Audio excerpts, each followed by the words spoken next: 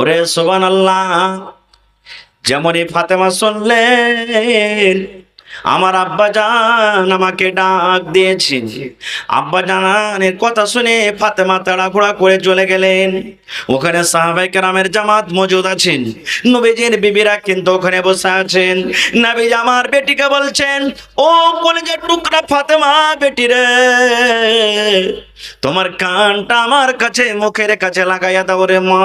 তোমাকে আস্তে করে কিছু কথা বলবো, তোমাকে ছোট্ট করে কিছু কথা বলবো, যেন আমার কথা আমার বিবিরা না শুনতে পায়, আমার কথা আমার সাহাবীরা যেন শুনতে না পায়। ছোট্ট করে আস্তে করে তোমাকে কথা বলবো রে মা, তোমার কানটা আমার মুখের কাছে তুমি লাগাইয়া দাও।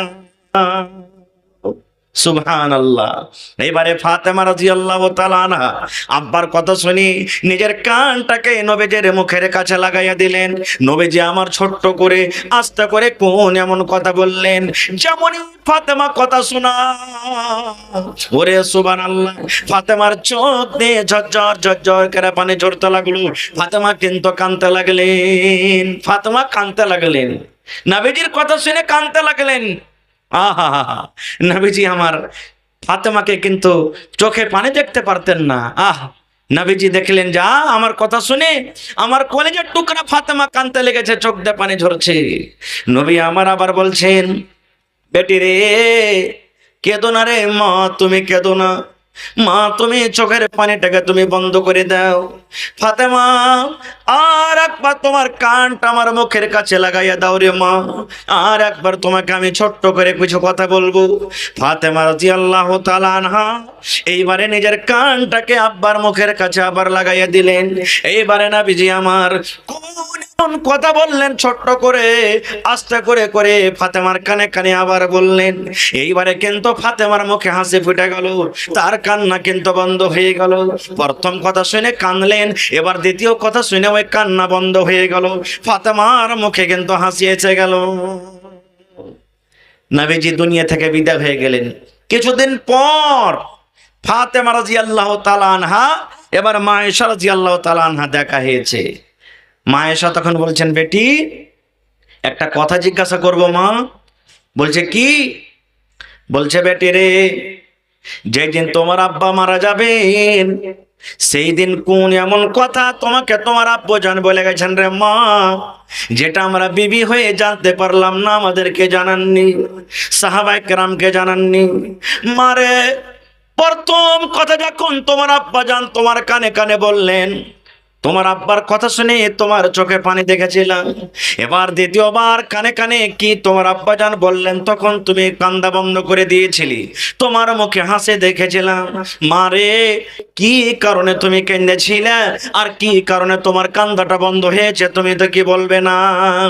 এই আমার এলাকার মায়েরা খালারা ভাইরা শুনিন। এবারে মা ফাতেমা বলছেন, মা গো, এখন আমার আব্বাজান দুনিয়াতে না, এখন কিন্তু বলে দেব যে কেন আমি কেঁদেছিলাম, কেন হেসেছিলাম। আমার আব্বাজান যখন আমার প্রথমে কানে কানে বলেন আর কথা শোনার পর আমি কেঁদেছিলাম, এই কথাটা বলেছিলেন, ফাতেমা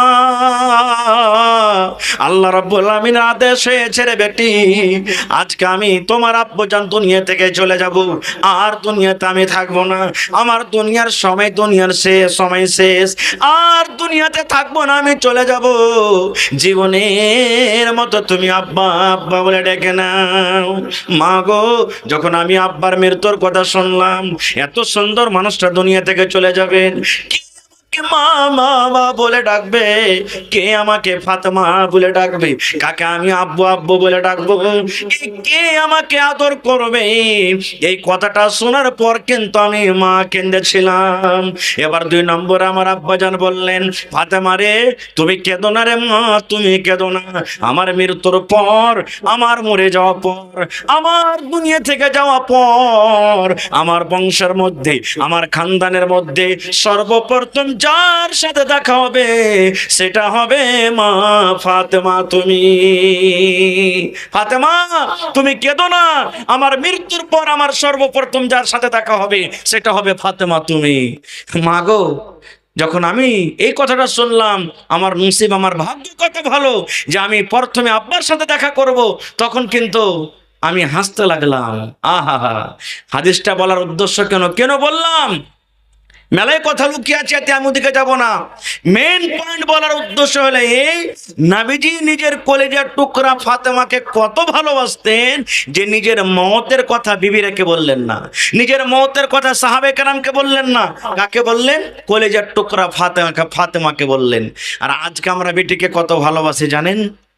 যখন আমরা মরবো তখন বেটারাকে আস্তে আস্তে করে ফুসুর ফুসুর করে বলবো, আব্দুল্লাহ রে, আরে চকের জমিনটা তোকে রেজিস্ট্রি করে দিয়ে দি, না তো আমার মনে যাওয়া পর তোর বোনেরা ভাগযোগ করে নিয়ে নেবে, চল তাড়াতাড়ি করে রেজিস্ট্রি করে দিয়ে দি। এই খালেদা, ওই মাঠের জমিনটা, দগা জমিনটা তোর, যেখানে কোনো ফসল টসল হয় না ওখানে দি। আর ওই যে 4 লাইনে ন্যাশনাল রোডের পঞ্জরে যে জমিনটা আছে, আব্দুল্লাহ রে চল তোর নামে রেজিস্ট্রি করে দি। এই তো আমরা বেটিকে ভালোবাসি, এই তো আমাদের মহাব্বতের ভালোবাসা। আর একটু আগে চলেন, একটা বই আছে, একটা কিতাব আছে, সুনহেরি আওরাক, ওর মধ্যে একটা ঘটনা লিখছেন বইয়ের মুসান্নিফ আব্দুল মালিক মুজাহিদ। ভালো করে শুনবেন, ঘটনাটা লিখছেন কি, যে আল্লাহ তাবারাক ওয়া তাআলা জাহান্নামে ঢোকার জন্য জাহান্নামে 7টা দরজা করেছেন। কত দরজা ভাই? কথা বলেন। 7টা। আর জান্নাতে যাওয়ার জন্য 8টা দরজা আছে। তো জাহান্নামের দরজা বেশি হলো না জান্নাতের দরজা বেশি হলো? আল্লাহর রহমত সব সময়তে আগে, আল্লাহর সামাদ। তো জাহান্নামের 7টা দরজা। একটা লোক ছিল, বিয়ে করে বাড়িতে স্ত্রীকে এনেছে, কিছুদিন পর একটা বেটি হলো। এবার থাকতে থাকতে থাকতে মনে করলো মনে হয় এবারে ছেলে হবে, কিন্তু ছেলে না হয়ে আবার মেয়ে হলো।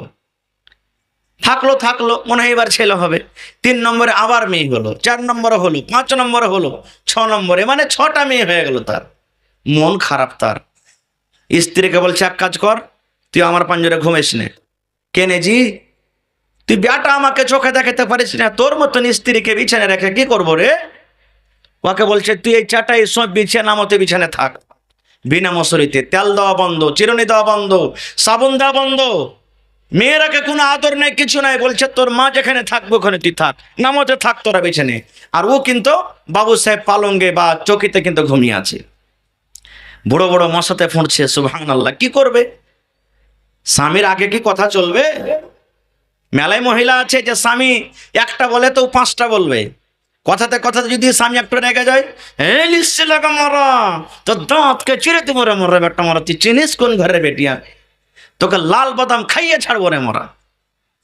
কত মাখালা আছে যে জবাব দিয়ে দেয়। কি করবে বেচারি আছে। এবারে লোকটা স্বপন দেখছে রাতের বেলাতে যে আমি মরে গেছি। আমরা স্বপন দেখি না ভাই? যারা ক্রিকেট খেলে একবারে রাতের বেলাতে ছক্কার চোকা করবে ও। তো স্বপন দেখছে আমি মরে গেছি। লোকটা তখন বলছে যে আরে ঠিক আমি মরে গেছি নাকি। থাকতে থাকতে দেখছে যে একটা লোক ওর কাছে এলো, আসার পর ওর হাতখানটাকে ধরে টানতে শুরু করেছে। তখন স্বপনে স্বপনে মেয়ের বাপটা বলছে, এই তুমি কে? বলছে আমি জাহান্নামের ফেরেশতা, জাহান্নামের দারোগা। বলছে কোথায় নিয়ে যাবে আমাকে? হাত ধরে। বলছে যে আমি জাহান্নামের ভেতরে তোমাকে নিয়ে যাব। তখন লোকটা বলছে যে আসলে আমি ওই জন্য মরে গেছি, না হলে মরার পরে না জান্নাত জাহান্নাম হয়, আসলে আমি মরে গেছি। এবার মুসান্নিফ বলছেন বইটার মধ্যে, ওর হাতখানটাকে টানতে টানতে টানতে জাহান্নামের প্রথম গেটের দিকে কিন্তু নিয়ে যেতে শুরু করেছে। এবার জাহান্নামের ভিতরে ঢুকবে। ওরে সুবহানাল্লাহ। এবার একজন মেয়ে ছেলে, একজন বেটি ছেলে দৌড়াতে দৌড়াতে দৌড়াতে বন্ধুরে তাদের সামনে কিন্তু এরকম ভাবে হাত বাড়াইয়া দিয়েছি। জাহান্নামের ফেরেশতা বলছেন, তুমি কে রে আল্লাহর বান্দে, তুমি কেন আগা ঘেরে নাও? এবারে সে মেয়ে ছেলে বলছেন, এই জাহান্নামের ফেরেশতা রে, এটা হলো আমার আব্বা জান, আর আমার 6 বোন আছে। 6 বোনের মধ্যে আমি আমার আব্বার বড় মেয়ে, বড় বেটি। আমার চোখের সামনে আমার আব্বা জান জাহান্নামের ভেতরে যাবে, আমি কিন্তু সহ্য করতে পারবো না। এই জন্য জাহান্নামের ফেরেশতা রে, আমি এই প্রথম নম্বর গেট দিয়ে আমার আব্বাজানকে আমি জাহান্নামে যেতে দেব না। 1 নম্বর গেট থেকে কিন্তু বেঁচে গেল। জাহান্নামের ফেরেশতা হাত কান ধরে টানতে টানতে টানতে টানতে 2 নম্বর গেটে, যেমনই 2 নম্বর গেটে নিয়ে যাওয়া, 2 নম্বর মেয়ে দৌড়াতে দৌড়াতে এরকম ভাবে আগা ঘেরে নিয়েছে। এই জাহান্নামের ফেরেশতা রে, আমি আমার আব্বার 2 নম্বর বেটি, আমার আব্বা জানকে আমি এই গেট দিয়ে জাহান্নামের ভেতর আমি যেতে দেব না। এবার হাত কান ধরে 3 নম্বর গেট নিয়ে চলে গেলেন। 3 নম্বর মেয়ে আইসা দাঁড় হয়ে গেল। 4 নম্বর গেটে নিয়ে চলে গেলেন। 4 নম্বর গেটে দাঁড় হয়ে গেল। 5 নম্বর গেট নিয়ে চলে গেলেন। 5 নম্বর গেট দাঁড় হয়ে গেল। 6 নম্বর গেট দিয়ে যখন নিয়ে যাওয়া হয়, সব থেকে ছোট মেয়ে কলেজা টুকরা দৌড়াতে দৌড়াতে এসে বলছেন, জাহান্নামের ফেরেশতারে, আমার আব্বা জানকে আমি এই দুয়ার দিয়ে আমি যেতে দেব না, এই দুয়ার দিয়ে আমি যেতে দেব না, কারণ আমার চোখের সামনে আমার আব্বা জানাম জাহান্নামে যাবে, আমি সহ্য করতে পারবো না। এবার দরজা মারলো কতটি? আর জোরে বলেন, 1। আর ওরা মেয়ে বেঁচে আছে কি? নেই। এবারে যখন 6 নম্বর গেট থেকে বেঁচে গেল, চোখ দিয়ে কিন্তু তার ঝরঝর ঝরঝর করে পানি ঝরতে শুরু হয়েছে। ওই মেয়ের বাপ কিন্তু কাঁদতে শুরু করে দিয়েছি। এবার স্বপ্নে স্বপ্নে তখন জাহান্নামের ফেরেশতা বলছেন, কেন তুমি কাঁদছো? এখনো তুমি জাহান্নামের ভিতরে যাওনি? এখনো জাহান্নামে কি স্বাদ, এখনো জাহান্নামের ভিতরে কি মজা আছে তুমি পাওনি? তবে কেন কান্দো রে আল্লাহর বান্দা? এবার লোকটা বলছেন, এ জাহান্নামের ফেরেশতা রে, আমি জানছি এখনো জাহান্নামের ভিতরে আমি যাইনি, জাহান্নামের মজা এখনো পাইনি, জাহান্নামে কি শাস্তি দেওয়া হবে এখনো পাইনি, কিন্তু এই জন্য আমি কান্দি, আল্লাহ 7 নম্বর গেট থেকে আমাকে কে বাঁচাবে? এই রব্বুল আমিন, তুমি যদি আর একটা আমাকে বেটি দিতে, তুমি যদি আর একটা আমাকে মেয়ে দিতে, তাহলে আজকে আমি 7 নম্বর গেট থেকে আমি বেঁচে যাইতাম। কে আমাকে 7 নম্বর গেট থেকে বাঁচাবে? এই জন্য আমি কান্দি। এই করতে করতে তার স্বপ্ন কিন্তু ভেঙে গেল। স্বপ্ন যখন ভেঙে গেছে তখন দেখছে, আরে আমি তো মরিনি, বেঁচে আছি। ওরে সুবহানাল্লাহ, বিবিকে দেখছে নামতে শুইতে আছে, মেয়েরা শুইতে আছে, কতদিন থেকে মাথাতে চিরুনি হয়নি, সাবন হয়নি, তেল হয়নি, বিনা মশারিতে শুইতে আছে, বড় বড় মশাতে পড়ছে। এবার রাত 12, 1, 2টার সময়তে লোকটা বিছানা বসে কাঁদতে শুরু করেছে, আল্লাহ আমি কি করলাম? আজকে যদি আমার স্বপ্ন না হয়ে সত্য হতো, তাহলে আজকে আমাকে জাহান্নামের আগুনে যেতে হতো, জাহান্নামের আগুনে পড়তে হতো। এবার চোখ দিয়ে পানি ঝরছে, পালং থেকে নেমে বিবেকে ধরে ঘুমের হালাতে বিছানা করলেন, মেয়েরাকে তুলে তুলে বিছানা করলেন। রাতের বেলাতে বিবির মাথাতে তেল দিয়ে দিলেন, সুন্দর করে চিরুনি করে দিলেন। মুয়াজ্জিন সাহেব, আসসালাতু খায়রুম মিনান নাওম, যখন আজান দিয়েছি তার কিন্তু ঘুম ভেঙে গেছে। এবার তার স্ত্রী যখন ঘুম ভেঙেছে, দেখছে হারে আমি তো নামতে ছিলাম, আমার বিছানা তো নামতে ছিল, সপের উপরে ছিল, আমি কেমন করে পালঙ্গের উপরে এলাম। এবার দেখছে তার স্বামীর দেখে কেন্দে কেন্দে তার চোখ কিন্তু লাল হয়ে গেছে, ঝরঝর ঝরঝর করে তার চোখে পানি ধরছে। এইবারে বলছে, স্বামী গো, কেমন করে আমি বিছানায় আইলাম, আর এত রাতের বেলাতে কেন আপনি কাঁদছেন? যেমন কথাটা বললাম, তার স্বামী জান নিজের কান্নাটাকে রুখতে না পেরে এমন জোর জোর করে কান্না শুরু করে দিয়েছে। বিবেকে এরকম ভাবে জড়িয়ে ধরে বলছে, বিবি এই মেয়ে হওয়ার কারণে তোমাকে আমি কত কষ্ট দিয়েছি রে বিবি, তোমাকে আমি কত গালি দিয়েছি, কত রকম তোমাকে আমি কষ্ট দিয়েছি, জীবনে তোমাকে তেল দিইনি, জীবনে তোমাকে সাবান দিইনি, জীবনে তোমাকে চিরন দিইনি। ও আমি আজকে স্বপ্ন দেখেছি, আজকে যদি আমার স্বপ্ন না হয়ে যদি আজকে আমার স্বপ্নটা সত্য হতো, তাহলে আজকে আমি জাহান্নামের ভিতরে পড়ে থাকতাম। বিবি রে, আজ থেকে আমি তওবা করলাম, আর তোমাকে কষ্ট দিব না, আর তোমাকে কোন রকমের কষ্ট দিব না। যত কষ্ট তোমাকে আমি দিয়েছি, তুমি আল্লাহর হস্তে স্বামী হিসাবে তুমি আমাকে মাফ করে দাও। ভাই আমার, দেখেন আল্লাহ তাবারক ওয়া তাআলার তরফ থেকে আজকে আমাদের বাড়িতে যে মেয়ে আসছে, এটা রহমত। মানুষের হাতে কি আছে ভাই? মানুষ ইচ্ছা করলে বেটি হবে, মানুষ ইচ্ছা করলে বেটা হবে, নাকি? জোরে বলেন। আমি বুঝার জন্য বলছি কথাটাকে উল্টে। এটা হলো জমিন, এই জমিনে যদি গম লাগান তো গম হবে না? হবে না? মাকে লাগান তো মাকে হবে না? হবে না? ধান লাগান তো ধান হবে না? হবে না? তা আল্লাহ তাআলা স্ত্রীকে জমিন বলেছেন। তা আপনি কেমন বীজ দিলেন, কেমন দানা দিলেন ওখানে, যে ওখানে মেয়ের বীজ কেনা দিলেন, বেটার বীজ দিতেন তো বেটা হইতো, ও তো ফসল দেওয়ার জন্য তৈয়ার আছে। কথাটাকে উল্টা ধরলে একটা পুরুষের না এখানে ভুল হয়েছে, কিন্তু পুরুষের হাতে তো কোনো ভুল নেই, আল্লাহ যাকে যেটা ইচ্ছা করেন দেন। তো যখন আল্লাহর হাতে সব কিছু আছে, তো স্ত্রীকে কেন আমরা বকাঝকা করব? কোরআনে একটা সূরা আছে, সূরা আলে ইমরান, পড়ে দেখবেন সূরাতে। কোরআনে একটা সূরা আছে সূরা মারিয়াম, ওই মারিয়াম সূরাতে, আলে ইমরান সূরাতে আল্লাহ তাআলা মারিয়ামের ঘটনা বয়ান করেছেন। আমি ঘটনার দিকে যাব না, 1 মিনিটে শুধু আমি পয়েন্টটার দিকে যাব। কি? মারিয়ামের মায়ের নাম হলো হান্না। মারিয়ামের মায়ের নাম কি? হান্না। যখন হান্নার পেটে সন্তান, ছেলে মেয়ে, কি হবে আল্লাহ জানে। এ জমানার মতন তো নয় যে চলে যাব হসপিটালে আল্ট্রাসাউন্ড করব আর দেখবো যে আমার কোলে বা আমার পেটে ছেলে আছে কি মেয়ে আছে জানতে পারবো। তখন ছিল না কিছু, চলে গেলেন। এবার হান্নার পেটে সন্তান, মাস গেল, 2 মাস গেল, 3 মাস গেল। যেমনই হান্না জানতে পেরেছে আমার পেটে কিন্তু ছেলে কিংবা মেয়ে সন্তান আছে, এইবারে হান্না নজর মানছেন। আল্লাহর কোরআন বলছেন, দেখবেন সূরা আল ইমরানে কি নজর মানছেন। হান্না বলছেন, রব্বুল আলামিন আমার পেটে যে সন্তান আছে আল্লাহ, ইয়ার আমি কামে খাবো না, ইয়ার চাকরি করা আমি খাবো না, ইয়ার দোকানদারি আমি করা খাবো না। আমার কলিজার টুকরা যখন দুনিয়াতে আসবে, বড় হবে, আল্লাহ তোমার ঘরের জন্য আমি তাকে হেবা করে দিলাম, দান করে দিলাম। কোথায়? ফিলিস্তিন। ওই মসজিদের নাম কি? ফিলিস্তিনের মসজিদের নাম কি? মসজিদে আকসা। আল্লাহ ওই মসজিদ আমি আমার ছেলেকে আমি দান করে দেব। আজকে আমরা এরকম নজর মানছি, আল্লাহ যদি আমার বেটা বেটি কিছু হয়, আল্লাহ আমি একটা হাফেজ করব কি, কারি করব কি, মৌলানা করব কি, এই করব কি করব। আমরা কিচ্ছু করি না, কিন্তু নজর মানি না। হান্না নজর মানছেন, আল্লাহ আমার পেটে যে সন্তান আছে, সন্তানটা দুনিয়াতে আসবে, আমার ছেলেটাকে আমি মসজিদে দিয়ে দেব। আমার ছেলে আজান দিবে, আমি নেকি পাবো। আমার ছেলে নামাজ পড়বে, আমি নেকি পাবো। আমার ছেলে মুসাল্লিনের জন্য পানি দেবে, আমি মা নেকি পাবো। মসজিদ ঝাড়ু দেবে, আমি নেকি পাবো। সব বিছাবে, আমি নেকি পাবো। আল্লাহ আমি তোমার ঘরের জন্য আমার ছেলেকে আমি দান করে দিলাম।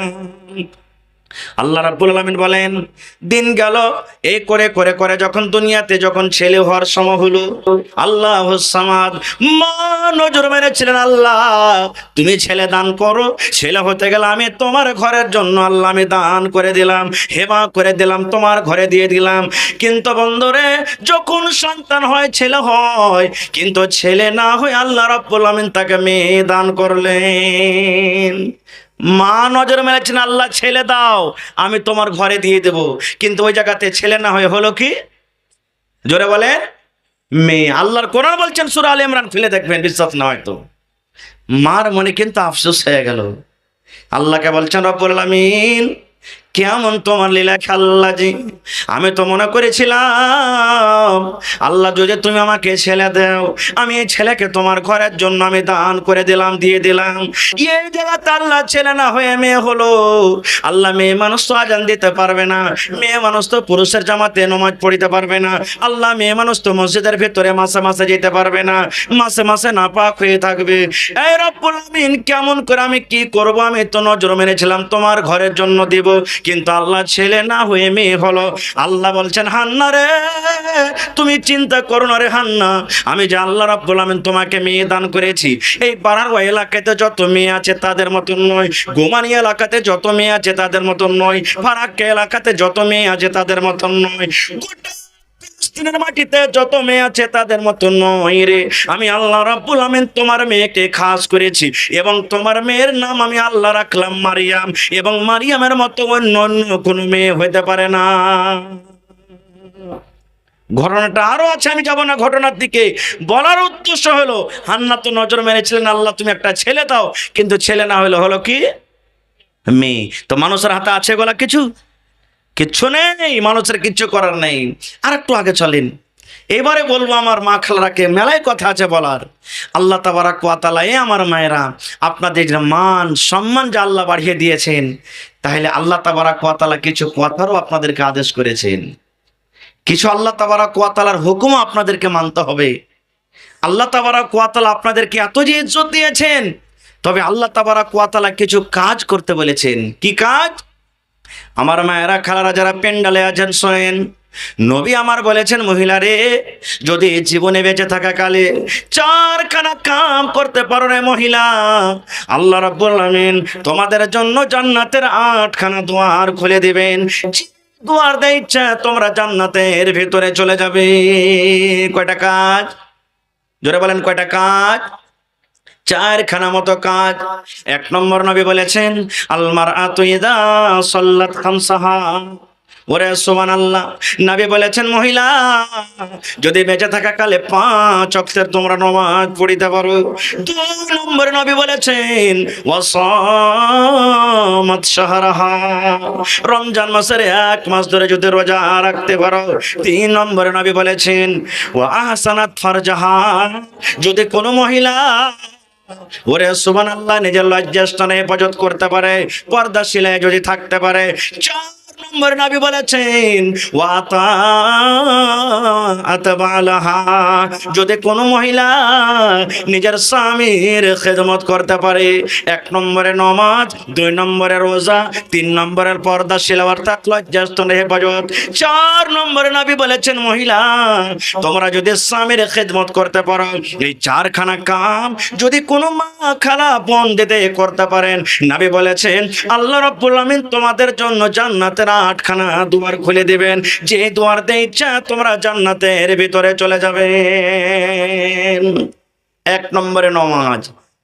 এখানে শুধু মহিলাদেরকে নামাজের জন্য বলা হয়েছে হাদিসটাতে, কিন্তু কি শুধু মহিলাদের প্রতি নামাজটা ফরজ আছে?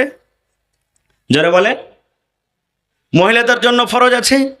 মনে দুঃখ করবেন না, এখানে যতটি ভাই আছেন মেলায় ভাই এমন আছেন যে রোজার মাসে নামাজ পড়েছে, আর ঈদের নামাজ পড়ে টড়ে রুমালে একবারে সুন্দর করে বেড় দিয়ে একবারে ইয়াতে ওই ওপরে যে লাগা আছে, লোহা লাগা আছে, হোক গালা আছে, নমাজকে বেঁধে রেখেছে। আর বলেছে নমাজের শুন আল্লাহ যদি বাঁচিয়ে রাখে তো ফের সামনে বছর প্রথম রোজাকে তো গিরা খুলবে এসে। এরকম ভাই আছে না নেই? কত ভাই আমার এমন আছেন, নমাজ তো পড়ছে, বাপ দাদার রেশমের আওয়াজ, নমাজ না পড়িতে মৌলবি কি কহবে রে, নমাজ না পড়িতে ইমাম সাহেব কি বলবে, নমাজ না পড়িতে অমুক তুমুক কি বলবে। এই জন্য আমরা নমাজ পড়ি। কত ভাই এমন আছেন যে নমাজ পড়ে পড়ে কপালে দাগ ফেলে দিয়েছে, কিন্তু নবীর তারিখা মতন নমাজ হয়নি। এই জন্য নমাজটাকে নিজের মন মতন পড়তে হবে না, নবীর তারিখা মতন পড়িতে হবে। ভাই জোরে বলেন, যদি নবীজির তারিখা মতন নমাজ না হয় তাহলে নমাজ পড়া হলো? জোরে বলেন, নমাজ পড়া হলো? একটা সহিহ হাদিস আপনাদের সামনে বলি। আল্লাহর নবী মুহাম্মদ সাল্লাল্লাহু আলাইহি সাল্লাম একদিন মসজিদে বসে আছেন, আর একটা আরবি, দেহাত, যেমন আজকে আমরা দেহাতের মানুষ, দেহাতের একটা সাহাবী, আরবি একজন সাহাবী নামাজ পড়ছেন মসজিদের এক কোণাতে একদিকে। নবীজি কিন্তু দেখছেন যে লোকটা কিভাবে নামাজ পড়ে। নামাজ পড়ে নবীকে এসে বলছেন আসসালামু আলাইকুম রাহমাতুল্লাহ। নবীজি জবাব দিলেন ওয়ালাইকুম আসসালাম রাহমাতুল্লাহ। এবারে দেওয়ার পর আর কোনো গল্প নাই। নবীজি সে সাহাবীকে কি বলছেন জানেন? ইরজি ফাসাল্লি ফাইন্নাকা লাম তুসাল্লি, এই তুমি নামাজ পড়ো, তুমি নামাজ পড়োনি। আচ্ছা বলেন তো, ওই সাহাবী নামাজ পড়ার পর সালাম দিয়েছে না বিনা নামাজ পড়াতে সালাম দিয়েছেন? কথাটা বলেন, একটু জোরে বলেন। এবার রাসূলকে বলছেন ইরজি, ঘুরে যাও, ফাসাল্লি তুমি নামাজ পড়ো, ফাইন্নাকা লাম তুসাল্লি তুমি নামাজ। এ কথা বললেন না যে তোমার নামাজ পড়া হয়নি, কি বলছেন? নামাজ পড়োনি তুমি বলছেন। এবার সে সাহাবী পড়লেন, আবার নামাজ পড়লেন, নামাজ পড়ে আবার রাসূলকে বলছেন আসসালামু আলাইকুম ইয়া রাসূলুল্লাহ। নবীজি জবাব দিলেন, জবাব দেওয়ার পর আবার ওই কথাটাই বলছেন ইরজি ফাসাল্লি ফাইন্নাকা লাম তুসাল্লি, এই তুমি নামাজ পড়ো, তুমি নামাজ পড়োনি। আবার নামাজ পড়লেন, নামাজ পড়ে তখন আবার নবীর কাছে এসে বলছেন, সালাম দিলেন, সালাম দেওয়ার পর নবীজি ওই কথাটাই আবার বলছেন। 3 বার কিংবা 4 বার যখন হয়ে গেছে আর নবীজি তাকে বলছেন তুমি নামাজ পড়ো, তুমি নামাজ পড়া হয়, তুমি নামাজ পড়োনি, তখন সে সাহাবী বলছেন হুজুর আপনি আমাকে শিখিয়ে দেন, ইয়ার থেকে ভালো করে আর আমি নামাজ পড়িতে জানি না। কেন বললাম হাদিসটা? শুধু নামাজ পড়লে হবে না, নবীর তারিকা মতন যদি আমার আপনার নামাজ না হয়, সারা জীবন নামাজ পড়ি যদি আমরা পড়ি, তাহলে হাদিসটাকে সামনে রেখে এটাই আসছে যে আমাদের নামাজ একদিনও পড়িনি, পড়া হয়নি নয়, মানে একদিনও নামাজ আমরা পড়িনি। আজকে যদি কোনো ভাই নামাজ পড়িতে এসেছেন, নামাজে যদি ভুল হয়, আর যে মুসাল্লিগণ জানছেন ভাই তোমার ভুল হইলো, তো ওকে উল্টে জবাব দেবে কি, কয়দিন থেকে তুমি নামাজ পড়ছো, কত নামাজের বেটা তুমি হয়ে গেছো, এমন ঘুঁচা মেরে জবাব দেবে যাতে ওকে আর কোনোদিন না বলে। আর না তো তার পরের দিন থেকে মসজিদ ছাড়বে, তো জামা গায়েব একবারে ছেড়ে দিলেও না। মুসলমান বন্ধুরে, নবী আমার বলেছেন মহিলা, এক নম্বর হলো তোমাদের জন্য নামাজ। আল্লাহ রাব্বুল আমিন তোমাদের প্রতি নামাজকে ফরজ করেছেন রে মহিলা, 5 ওয়াক্ত তোমাদেরকে নামাজ পড়তে হবে। আল্লাহ রাব্বুল আমিন 1 মাস ধরে তোমাদেরকে রোজা রাখতে বলেছেন। যে আমার মা, যে আমার খালা, যে আমার বোন রমজান মাসে রোজা রাখতে পারেনি, রোজা ছুটে গেছে, 4টে 5টা 6টা রোজা ছুটে গেছি, বেমারির হালাতে বা মাসিকের হালাতে রোজা রাখতে পারেনি, এই আমার মায়েরাকে বলবো, মাগে, খালাকে, বোনরে, এখন যে আপনার ঈদের নামাজ পড়া হয়েছে, এখন থেকে নিয়ে এই মাস থেকে নিয়ে সামনে বছর রোজা আসার আগে আগে যত তাড়াতাড়ি পারবেন আপনি কিন্তু রোজাকে আদায় করে নেন। 3 নম্বরে নবী বলেছেন যে মহিলারা, ওরে সুবহানাল্লাহ, পর্দাশীলা থাকবে, নিজের লজ্জাস্তরে হেফাজত করবে। আজকে আমাদের মা খালাদের পর্দা কি জানেন? এরা তো পর্দার গর্দা উড়িয়ে দিয়েছে রে ভাই। পর্দা কি জিনিস বুঝে না খো। একটা গল্প বলি আপনাদের সামনে। একজন মহিলা জালসা শুনে বাড়ি গেছে, আরে পুরনে থেকে হোসেন মৌলানা এসেছিল, ওয়াজ করেছে যে মহিলাদেরকে পর্দা করে থাকতে হবে, পর্দাশীল হয়ে থাকতে হবে। ও কিন্তু পুকুরে গোসল করে, ঘাটে গোসল করে, আর রাস্তার মঞ্জুরি কিন্তু পুকুরটা। ওর 7-8 বছরকার একটা বেটা ছিল, বলছে আব্দুল্লাহ রে শোন, তুই রাস্তাতে দাঁড় হয়ে থাকবি, কোনো মানুষ যখন আসবে তখন ভাই বেটা বলিস, কারণ আমি গোসল করব, হয়তো মাথাতে কাপড় থাকবে কি থাকবে না, শুধু তুই বলবি মা হুঁশিয়ার, মানুষ আসছে। যখন কোনো লোকজন আসবে তুই আমাকে বলিস। ই গোসল করছে, গোসল করতে করতে দেখছে তো একটা মোড়লের বেটা হাল ভাই কিন্তু চলে আসছে। ছেলেটা বলছে মা সাবধান, মানুষ আসছে। এবার এই ছেলেটা তখন কথা শুনে মা তখন মাথাতে কাপড় টাপড় দিয়ে সুন্দরভাবে কিন্তু পানিতে দাঁড় হয়ে আছে। এবার দেখছে একটু পর তো মোড়লের বেটা ওখান থেকে হাল ভেয়ে চলিচ্ছে। মা রাগ করে পানি থেকে উঠে 3-4 চামাটা দিয়েছে ওর গালে। হ্যাঁ, গোলামের বেটা গোলাম, হোদমার বেটা হোদমা, মদনার বেটা মদনা, তোকে বললো মানুষ আসবে তখন বলিস। এটা কি মানুষ নাকি? এটা তো আমাদের গ্রামের মোড়লের বেটা, প্রত্যেকদিন হাল বেহে যায় রাস্তা পথে, কত দেখি। ছেলেটা কি করবে? বলছে শোন, এবার মানুষ আসবে তখন বলবি। এবার ওর মা আবার গোসল করছে, গোসল করতে করতে দেখছে একটা ডিম কিনা বা ধাগাওয়ালা লোক কিন্তু ওখান থেকে সাইকেল চালিয়ে চলে আসছে। ছেলেটা বলছে মা সাবধান, মানুষ আসছে। মা কিন্তু আবার সুন্দরভাবে মাথাতে কাপড় চোপড় দিয়ে একবার রেডি।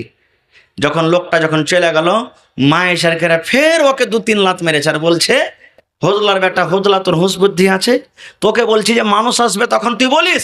এটা কি মানুষ নাকি? এটা তো আমাদের গ্রামে কত ডিম বিক্রি করেছে, কত ওর কাছ থেকে ধাকা নিয়েছে, এটা কি মানুষ? মানুষ এলো না। আবার একটু পর তখন দেখছে একটা হাজি সাহেব মানুষ, মাথাতে টুপি টাপি দিয়ে একবারে জব্বা চাপে পিন্ধা চলেছে। ছেলেটা মনে মনে কয়েছে যে হবে এটা মানুষ, কে মানুষ লয়। ও বুঝতে পারে না যে 2বার কখনো মানুষ, ওরা মানুষ হলো না, মায়ের খেয়েছি। যদি এই হাজি সাহেব যদি মানুষ না হয়তো মা তো চাপ পালের বাড়ি বেকার মারবে, কিছুই বলবো না যে ওরা মানুষ হলো না, ইও মানুষ মনে হইল, মায়ের খাইতে যাবো কেনে। এবার হাজি সাহেব চলে গেলেন।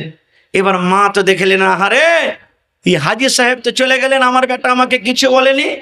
ও পানি থেকে উঠে এবার 3-4 চাপ্পাল দিয়ে বলছে হোদলার বেটা হোদলা, যেগুলা মানুষ আছে সেগুলার কথা বলিস না, যেগুলা মানুষ লোকের কথা তুই বলছিস। ছেলেটা তখন বলছে মা গে, আমি কি জানি যে কোনটা মানুষ আর কোনটা অমানুষ। আমি ভাবলাম যে ওদেরও 2 টাকার চোখ ছিল, 2খানকার হাত পা ছিল, হাজি সাহেবের ওরকমই আছে। আমি ভাবতে পারিনি, মনে করলাম যে হাজি সাহেবটা মনে হয় মানুষ নেই, তার লাগে আমি কিছুই বলিনি। এই তো আমাদের মা খালাদের পর্দা।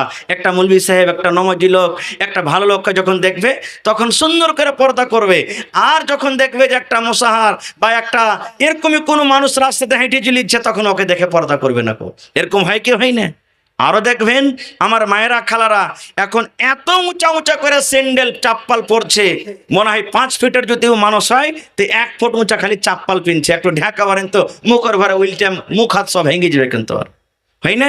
তাই কো বলছেন अब तो हमारी माँ बहनों की इतनी बुरी है चाल, बेपर्दा बाजार करेगी खोल के अपना बाल, गहना जेवर बेच बेच के चाय सिनेमा हॉल, बताओ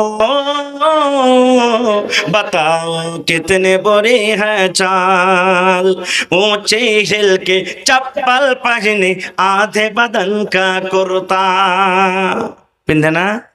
এখনকার মা খালারা ব্লাউজ যে পিনছে, এনিকারা যদি হাতটা চাড়ে তো মনে হয় ব্লাউজের ফাঁসটা গলাতে লেগে যাবে। आहा এই তো পর্দা। কবি বলছেন ऊंचे हिल के चप्पल पहने आधे बदन का कुर्ता स्नो पाउडर लिपस्टिक लगाए नाखूनों में तो अलता ऐसे औरत मर्दों को अपने करते हैं कंगाल बताओ बताओ कितने बुरी है चाल शादी करके आती है जब मैं कैसे ससुराल सास ससुर पर हुक्म करे और ठोके ननद से ताल বিয়া শাদী করে কিছুদিন যখন গেল ওর পুরুষটা যখন দোকান থেকে কাম কাজ করে বাড়িতে আসবে এরে মিনসে তোর বহিনের ঘে জ্বালা তোর মায়ের জ্বালা আর সহ্য হয় না ভাই তুই আমাকে আলাদা করে রাখ কারণ তো তুই বাড়তে থাক আমি চললাম কথা কথাতে একটু ছোট মোটো কথা নিয়ে লড়াই ঝগড়া করে কি করবে বাড়িটাকে ভাঙতে দিবে তাই বলছেন शादी करके आती है जब मैं कैसे ससुराल सास ससुर पर हुक्म करे और ठोके ननद से ताल जरा जरा सी बात पर जरा जरा सी बात पर घर में पैदा करे वबाल बताओ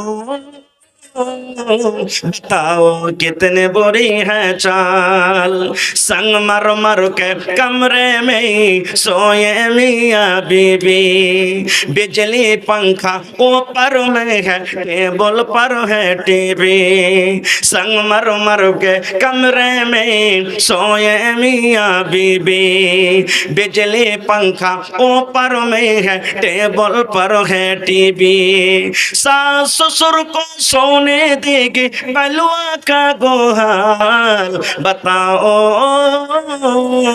बताओ कितने बुरी है चाल टेढ़ी मांग निकर के औरत घूमने जाए मेला मांग माने की सीखे बोले ना आओ मैं तुम्हारी मांग भर देता हूँ कवि बोलছেন टेढ़ी मांग निकल के औरत घूमने जाए मेला मर्दाना के भीड़ में घुसकर करे ठेलम ठेला सर से या चल उड़ा के अपना दिखाए सर का बाल बताओ बताओ कितनी बुरी है चाल এবার কবি বলছেন কি জানেন अब तो हमारी माँ बहनों की कैसर है बर्बादी कहेगी दाढ़ी वालों से मैं नहीं करूँगी शादी बोले ना दाढ़ी अलग अलग ভালো নয় যার কে দাড়ি নেই ওরাকে পছন্দ করবে দাড়ি আলাদা চলবে না গো কই বলছেন अब तो हमारी माँ बहनों के कैसर है बर्बादी कहेगी दाढ़ी वालों से मैं नहीं करूँगी शादी टीवी सिनेमा जिसके घर हो करे उससे सवाल बताओ बताओ कितने बुरी है चाल नारे तकबीर তবে মায়েরাকে বলবো মা এক নম্বর নবী বলেছেন নামাজ দুই নম্বর নবী বলেছেন রোজা তিন নম্বর নবী বলেছেন মা লজ্জাস্থান হেফাজত করতে হবে পর্দাশীল হয়ে থাকতে হবে চার নম্বর নবী বলেছেন যে মহিলা যে নারীরা নিজের স্বামীর খিদমত করতে পারবে এই চারখানা কাম যারা জীবনে বেঁচে থাকা কালে করবে নবী আমার বলেছেন ওই মহিলাদের জন্য আল্লাহ রাব্বুল আমিন তাদের জন্য জান্নাতের দুয়ার খুলে দিবেন ডাক দেওয়া হবে মহিলারে জান্নাতের যে দরজাতে ইচ্ছা তোমরা জান্নাতের ভিতরে তোমরা চলে যাও